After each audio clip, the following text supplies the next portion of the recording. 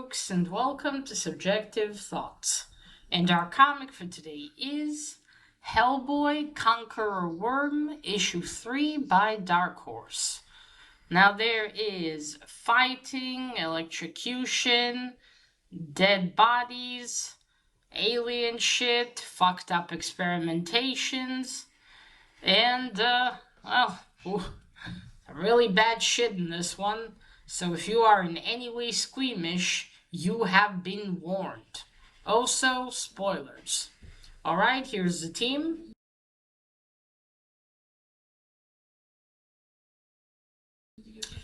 Okay, so where we left off, Hellboy in issue 3, he and Roger were about to head and find the bad guys. And Von Klampt and his granddaughter and her men were all standing there and welcoming Dr. Oming back.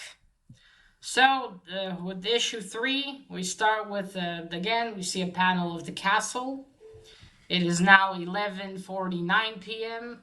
The time moves. Hellboy and Roger are, I think they're like at the topmost floor, perhaps, of the castle. But anyway, Hellboy and Roger are standing. Roger asks him how does the trap that the alien from last issue gave Hellboy, the one that was sent to kill him when he was a baby, just arrived to Earth, but decided not to. And Hellboy says, I didn't think to ask. I just assumed that when the time comes, they'll know what to do. He grips it in his fist, and they go. They start climbing, and Hellboy says, well, I have a feeling we might be too late. They keep going up to where the Nazis are. Meanwhile, where all of them and Von Klampt are waiting. Klampt tells his granddaughter to put on the mask. She doesn't seem to want to, but does so anyway. She puts it on, and then the capsule finally sort of lands. The hatch opens, and gas comes out of it. And all of his granddaughter's men start to, choking on this gas. And they seem to start to transform. I mean, they transform. It's like they're all... it's like they're covered in something hard all over. And she's like, oh my god, the granddaughter, Ingrid. Wait, just sure. Okay, yeah. Okay, there we go. Yeah, okay. Klump starts saying something, and starts laughing. This is the breeze that'll bring about the change. Ingrid starts going back saying, oh my god, what have I done? She goes back into a wall, and we see the glowing eyes of Hellboy. And then Hellboy emerges and says, gotcha. Okay, before that, Ingrid says, Hellboy? And Klampt also turns, and he's like, you! And he jumps Hellboy, and I think in his gloves he also has, he electrocutes him, and tells him, you have destroyed my ape. Which I'm pretty sure is a gorilla, but yeah, you destroyed my ape. I was like, would you stop with the monkeys? And they both fall down. Lobster, Abe. Roger's thinking what to do, but then Lobster Johnson appears and says, leave Hellboy for now. You have to keep fighting here. And Roger said, will you fight with me? And Lobster Johnson says, no, this is your fight. You have to prove yourself. And then he's like, what about the girl? And Lobster Johnson says, don't worry, she will pay for it. And Roger's like, good enough.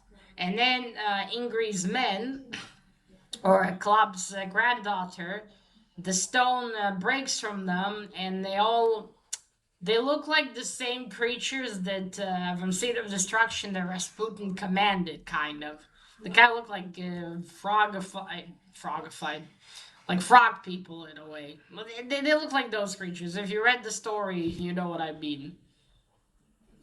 So Roger looks at him. He says, "Doesn't matter what you are no match for me." And he starts fighting them. And Lobster Johnson disappears again. So which makes me almost certain that old Lobster Johnson is well, not human. At least not now anymore. Okay, wait, let me just check something. Okay, yeah. All right, just okay, just to be sure. All right. Yeah, he's fighting them. We see Kalam's granddaughter running.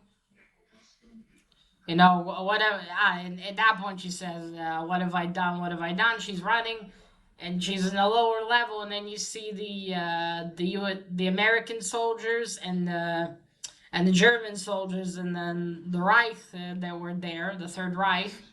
They all rise, or they're ghosts, and you know they said we were here, and they want revenge.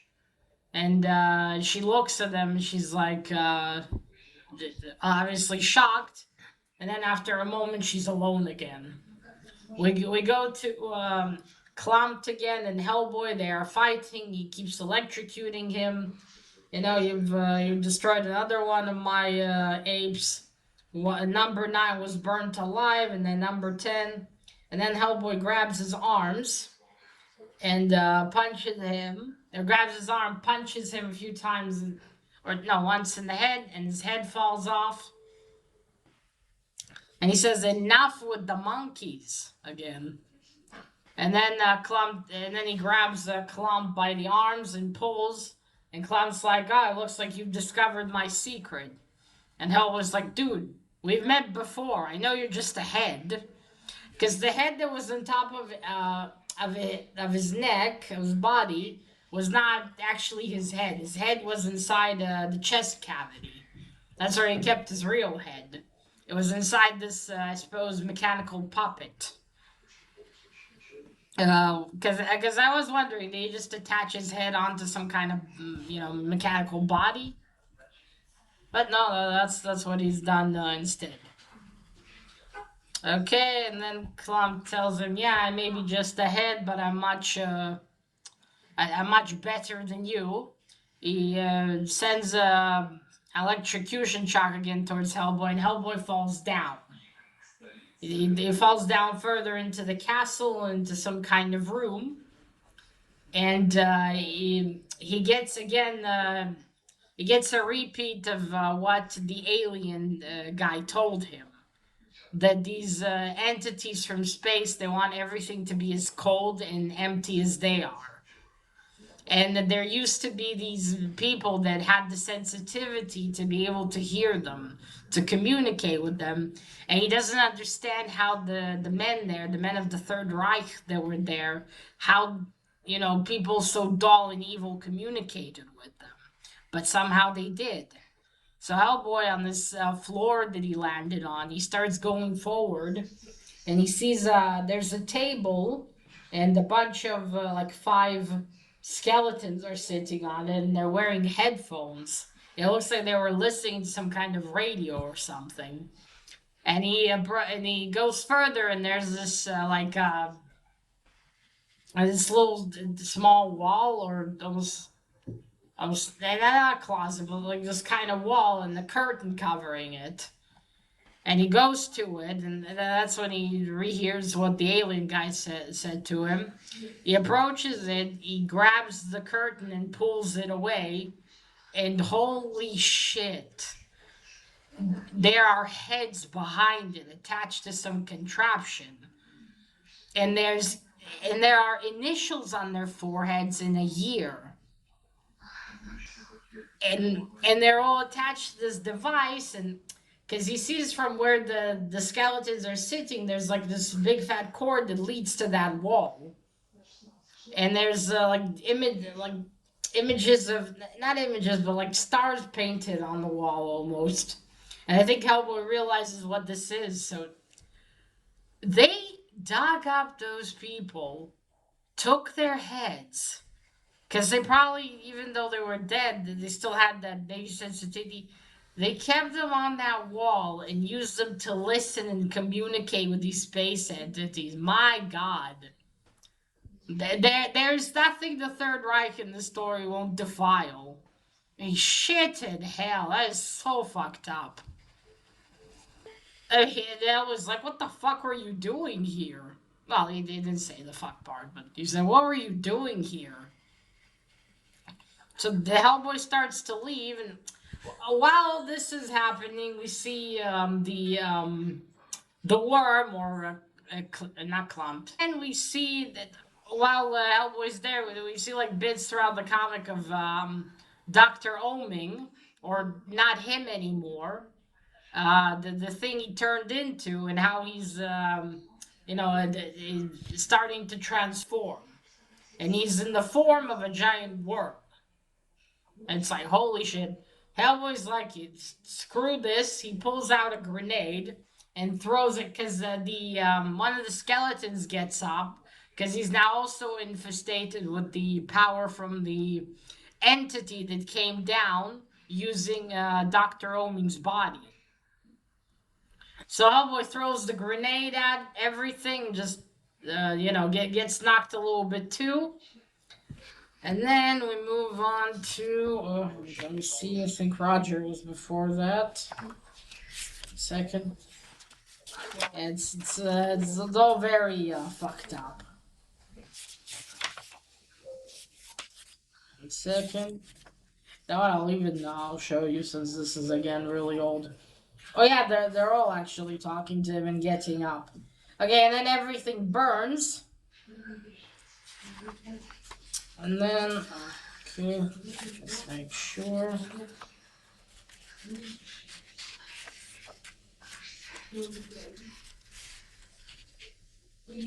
Okay, oh wait, when was that? Okay, yeah, oh, right. Before Hellboy throws the grenade, the gorilla, the 10th ape, I thought he was destroyed under the rubble, but apparently not. He comes at Hellboy again, and Hellboy starts beating him, and then he yells for his master, "Master, help me!" But, well, the Hellboy already knocks him out, and after that he throws the grenade. Okay, then we go to back to Clumped. He finds his granddaughter. She is sitting somewhere, and he approaches her. And he's like, all right, child, it's time I tell you what is going on. So this is really fucked up. Okay, so all of this is basically Clumped. While he was, after he came back from that mission that failed, where he found out that all his machines, all his projects rusted away, his allies were all dead, the dream of the Third Reich was also dead, and he was in that cemetery building his 10th ape. He was standing there thinking, what is the point of all this? And then the Angel of Death came to him and told him, the Angel of Death, meaning these space entities, and told him what he must do. So they influenced him, I think, much like they did with Rasputin, to get him to let them come to Earth. So he set all this in motion. He went back, made sure that the capsule would come back, and through that he learned through the entities what was the real purpose of the space program. Because Dr. Oming was dying as he was sent to space, so he would become a vessel, his body. And so the entities took over his body, and the whole point is to bring the Conqueror worm here. So it will come and it will turn like it turned her men. It will, well, in his eyes, the next step of evolution. And the worm will keep consuming and consuming, and it will consume until it destroys everything. And after it does, as it stands above the rubble, it'll call the other entities, and they'll come to Earth, and they'll awake the children of the great serpent, and then the great serpent will rise. Amun-Jad, the one Hellboy, the one Rasputin wanted to summon during the story of Seed of Destruction. He didn't manage to awaken it, but after that will be awakened, it'll all come to Earth, and then Earth will become a dead husk. And that'll be it. That'll be the end of humanity. And that's what he wanted. That's what Klum's been working towards. And holy shit. I granted some of it I believe is his doing. You know, wanting that, but I'm certain most of it though is the influence of the entities. I mean, Klum's doesn't have much to look forward to, does he? He's a bloody head in a jar. As he gets out of his mechanical body, oh boy, that's even. Often they have to change that water in there. And then Club's so angry, you cretin. Oh, that was a funny moment. So yes, that was the plan all along, and his granddaughter's obviously shocked. After that, he learned about her, and he thanks her for helping him. Then she's like, "But grandfather, the gas mask. Do you love me? Was it your attempt to try to save me?" As he told her to put the mask on, and he's like, "Love, save." No, I only gave you that mask, that gas mask, so you retain your humanity, so you can appreciate this glory. Jesus. And then he leaves and he says, "When you're ready, granddaughter, and join me, I'll be waiting for you." And then we see her take off her gas mask, and now looks like how her men looked after they were transformed. And then she no longer talks like a human, she talks like them. And that is it. That's where it ended. Whew, holy shit. Okay, so cover. Nice one. You don't often see many brown covers, but it looks very nice together. You see the skeletons. That is, I'm pretty certain, is Club's granddaughter there in the gas mask. There's always nice touches. Let's go to the art side, shall we? So there you see, there she put on the gas mask. There's Clumped. There's Roger and Hellboy. See the men. You see they've been almost like they've been embalmed. No, not embalmed. I'll turn to stone. I don't know the word in Hebrew, but I don't remember in English. Or maybe like what the. Although no, in Harry Potter that's different. Okay, here I'll show you. You see, they look quite similar to those creatures if you read Seed of Destruction.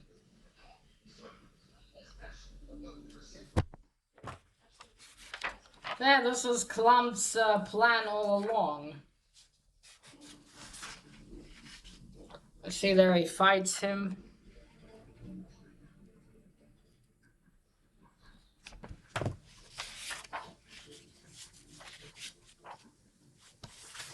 And there's what Dr. Oming is now. Oh yeah, and he also I forgot to say, he also tells her that her men have already been consumed by the Conqueror worm, you see?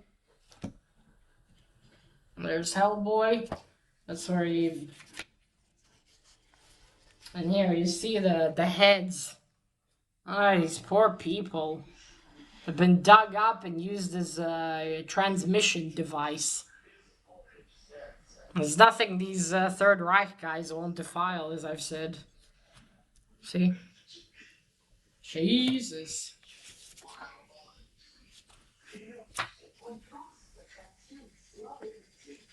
And you see, that's what the worm is going to do. There's Dr. Oming. Oops. No. Something fell.